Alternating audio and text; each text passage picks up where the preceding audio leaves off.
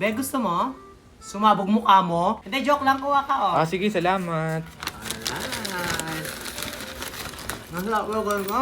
Sarap. O, ka naman, ibalik mo na nga, wag ka na nga kumuha. Pag sinabi kong kumuha ka, ito ang pinupunto ko. O, sa yan.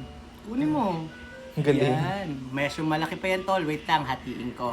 Ayan. Sobrang bait mo, no? Pinalaki kasi ako ng tama ng magulang ko. Ang sarap. Umabot sa lalamunan ko. Ang masarap talaga to. Pero lang, sour and cream cheddar na, hindi ko alam pangalan niya. Ito yung Cropek na sour and cream cheddar, yung ano niya, flavor niya ng cracklets. Ayan. Tagal ko na bumibili nito. Sarap kasi nito, tol. Tol, parang meron ka pa sa likod mo. Parang ang sarap din, no? Yun, no? Ha? Oo, yan eh. Huwag na to. Ito naman lahat na lang, parang PG-13 ka naman. O ayan, binigyan na kita. O pag ako hihingi sa'yo, dapat bibigyan mo ako.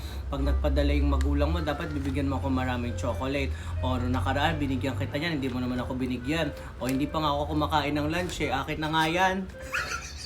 Mukhang masarap nga yan, ah. Hindi ito masarap. Pangit lasa nito.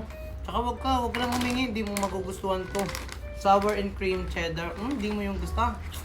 Kaya humingi. Tol, pengi naman ako. Kunti na nga lang to, wag na tol. Ito naman, hindi nang hingi. Dami-dami pa, napakadamot to. Suga pa ako sa chichirya. Sobrang laki niyan, siguro ang mahal niyan. Hindi, tag mo yung yellow basket, yung magkano lang to. Ang tamang mura pala, hindi ka man lang magbigay. Ayoko nga. Kung hindi mo pa ito natatry, Diyos ko, itry mo na to. Diyos ko.